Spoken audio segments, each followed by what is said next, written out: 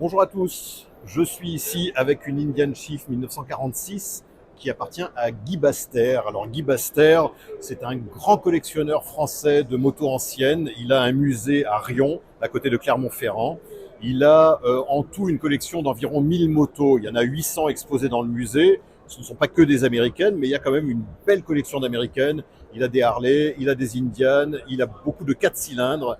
Il adore les Henderson, il a même une Henderson 6 cylindres, il a une Ace, une Cleveland, des Indian 4 cylindres, et donc il a aussi bien sûr des Indian Scout, des Indian Chief comme celle-ci. Alors là, on est devant une Indian Chief de 1946, on peut voir le numéro moteur, donc c'est CDF, alors C pour Chief, D quatrième lettre de l'alphabet, F sixième lettre de l'alphabet, donc une Chief de 1946. Alors ici, cette couleur, il y a des gens, je suis à Rétromobile, hein, il y a des gens ici qui ont dit qu'est-ce que c'est que cette peinture bizarre, c'est vraiment étrange, c'est pas beau, c'est n'importe quoi. Non, pas du tout, c'est une Rainbow Chief, donc une Rainbow Chief telle que Bob Stark les peignait pendant les années 70-80. Donc je vous raconte rapidement qui était Bob Stark. Bob Stark, son père avait été concessionnaire Indian à Akron dans l'Ohio à partir de 1918. Le père de Bob Stark est mort en 1954. En 56, son fils, donc Bob, a pris la relève. Il a tenu la concession pendant quelques années. À ce moment-là, il était plus concessionnaire Indian. Il traitait des marques anglaises, notamment Triumph et Matchless. Et en 1962, Bob Stark est parti s'installer en Californie. Il a vendu ses parts de la concession à son frère et lui s'est spécialisé dans les Indians.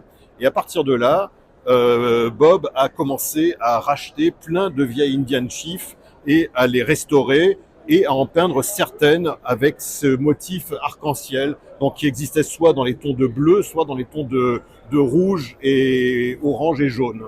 Alors, il a donné ensuite à son fils Gary Stark une Indian Chief en pièces détachées, entièrement à restaurer quand Gary était tout gamin. Il lui a dit attention, tu as intérêt à la restaurer d'ici tes 16 ans, sinon je te la retire. Et Gary s'y est pris un petit peu au dernier moment. Il a restauré sa moto juste avant d'avoir 16 ans et il l'a peint aussi dans un ton comme ça de Rainbow Chief, mais dans les tons de rouge et de orange. Alors ces Rainbow Chief sont devenus entre-temps assez célèbres. Elles ont même été déclinées pendant les années 90 sous forme de jouets. J'en ai d'ailleurs un là que je vais vous montrer à l'écran. Elles ont fait cette moto, enfin ce type de moto a fait la couverture d'un bouquin que j'ai également. Là, je vous le montre à l'écran. Et donc voilà, celle-ci, tenez, je vais vous la montrer de l'autre côté pour que vous puissiez la voir.